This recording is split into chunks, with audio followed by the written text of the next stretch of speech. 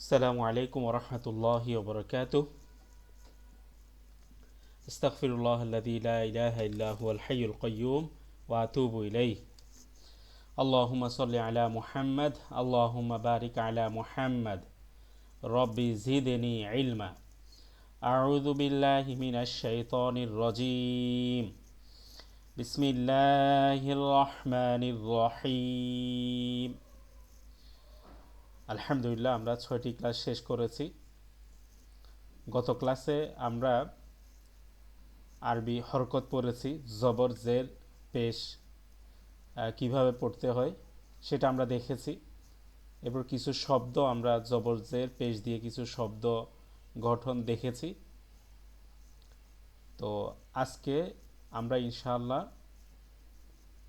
তানবিনের পড়া পড়ব। তানবিন কাকে বলে, কিভাবে পড়তে হয় সেটা আমরা দেখব ইনশাআল্লাহ। তো আপনারা দেখতে পাচ্ছেন এখানে হামজাহ রয়েছে, যেহেতু আলিফের উপর অথবা নিচে কিছু থাকলে সেটা আলিফ থাকে না, হামজাহ হয়ে যায়। তো আমরা এটাকে হামজাহ বলবো। এটা হামজাহ, হামজার উপর দুই জবর আছে। তো দুই জবর, দুই জের এবং দুই পেশ থাকলে সেটাকেই তানবিন বলা হয়। দুই জবর, দুই জের, দুই পেশকে তানবিন বলা হয়, তানবিন। আর বাংলাতে তানবিন বলে, আবার তানবিন বলে। আরবিতে হচ্ছে তানবিন। বাংলাতে লেখার সময় অনেকে তানবিন লেখে, তবে এটা শুদ্ধ উচ্চারণ হচ্ছে তানবিন। দুই জবর, দুই জের, দুই পেশকে তানবিন বলে। এগুলোর উচ্চারণও একটু তাড়াতাড়ি পড়তে হয়। তো আমি ইনশাআল্লাহ শুরু করছি, আপনারা খেয়াল করেন। হামজাহ দুই জবর আন। হামজাহ দুই জবর আন। হামজাহ দুই জবর আন। এটা একটু কোনো একটা জিনিস যখন দন্তান্ন দিয়ে বানান করে, যেমন স্বরে আ দন্তান্ন আন, ঠিক আছে? তো এই দন্তান্ন উচ্চারণটা আসবে তানবিনের মধ্যে। আবার খেয়াল করেন, হামজাহ দুই জবর আন, বা দুই জবর বান। তাহলে বা আকার আর সাথে দন্তান্ন বসলো। বা দুই জবর বান, বা দুই জবর বান। আপনি এখানে প্রশ্ন করতে পারেন যে আলিফ আছে, আলিফটা পড়া হলো না কেন? তানবিন পড়ার ক্ষেত্রে অক্ষরগুলো আমরা এখন পড়ব, আলিফ আসবে, তো আলিফটা বানান করার সময় না পড়লেও চলবে, সেজন্য আমি পড়ছি না, পড়ার দরকার নেই। বা দুই জবর বান, তা দুই জবর তান, তা দুই জবর তান। তাহলে এটা তা এক জবর হলে তা, আর পাশে দন্তান্ন বসলো, তান হয়ে গেল। দুই জবর আসলে এর নটা বসে। তা দুই জবর তান, সা দুই জবর সান। সাটা আগে আমরা যেভাবে দেখিয়েছি নরম হবে, জিব্বার আগা থেকে উচ্চারণ হবে। এখানেও একই রকম জিব্বার আগা থেকে সা উচ্চারণ হবে। সা দুই জবর সান, জিম দুই জবর জান, হা দুই জবর হান। হাটা গলার মধ্যভাগ থেকে উচ্চারণ হবে, হা। হা দুই জবর হান, খ দুই জবর খন। মোটা হরফ, এটা খান হবে না, খন হবে। খ দুই জবর খন, দাল দুই জবর দান, দাল দুই জবর দান, রাল দুই জবর রান। এটাও নরম হবে ফায়ের মতো। রাল দুই জবর রান, র দুই জবর রন, ঝা দুই জবর ঝান, ঝা দুই জবর ঝান, সিন দুই জবর সান, সিন দুই জবর সান, শিন দুই জবর শান, শিন দুই জবর শান, সদ দুই জবর সন। এটা সান হবে না, সন হবে। বদ দুই জবর বন। এটা দোয়ান হবে না, বন বন, সন বন।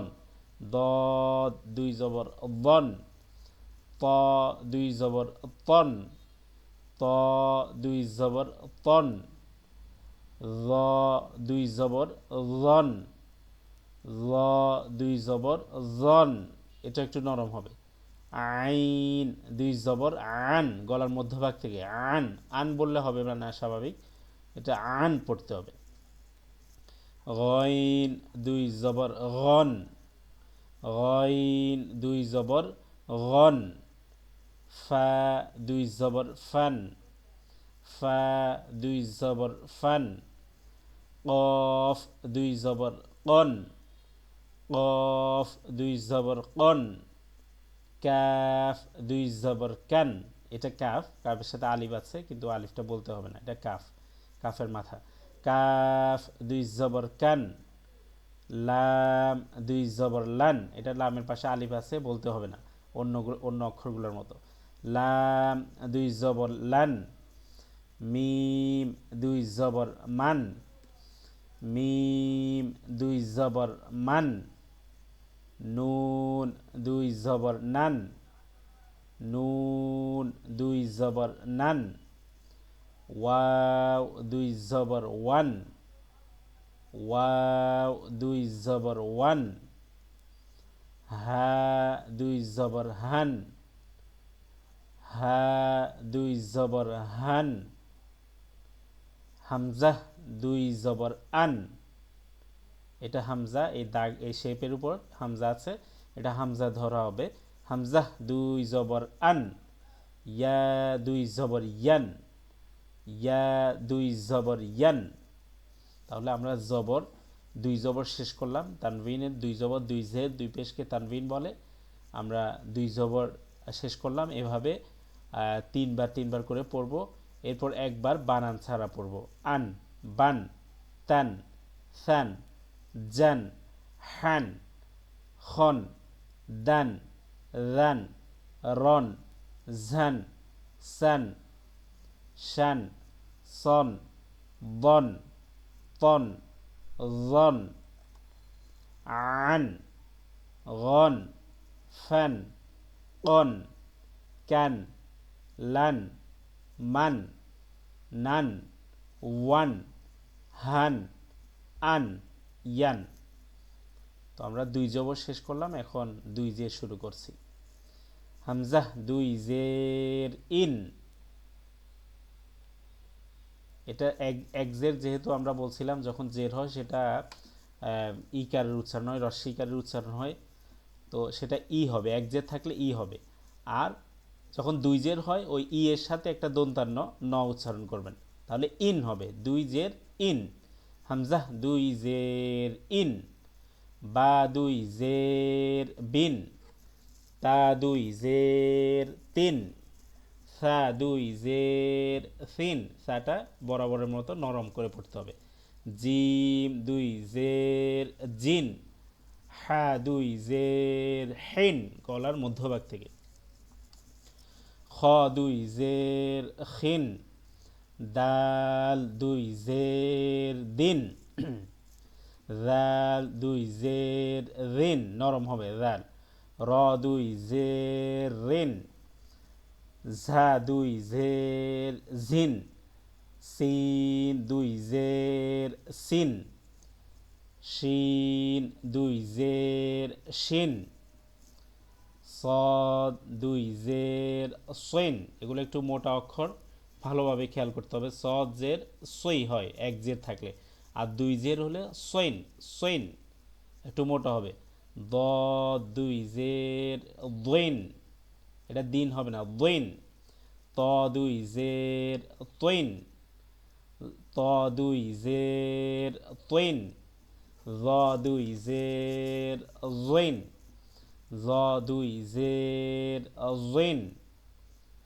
আইন দুই জের আইন, গলার মধ্যভাগ থেকে আইন, আইন একটু ভিতর থেকে মধ্যভাগ থেকে উচ্চারণ হবে, এটা যাতে ভিতর থেকে আসে, স্বাভাবিকভাবে না হয়। আইন, আইন। গইন দুই জের গিন, গিন।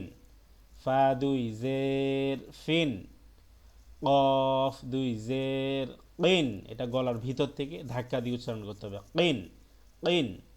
কাফ দুই জের কিন, লাম দুই জের লিন, মিম দুই জের মিন। নুন, দুই জের নিন, ওয়াও দুই জের উইন, ওয়াও একটা জের থাকলে উই হয়, ওয়াও জের উই, আর দুইটা জের থাকলে উইন উইন। হা দুই জের হিন, হামজা দুই জের ইন, ইয়া দুই জের ইন, এটা হামজা দুই জের ইন স্বাভাবিক, আর এটা একটু শক্ত হবে ইন ইন, ইয়া দুই জের ইন।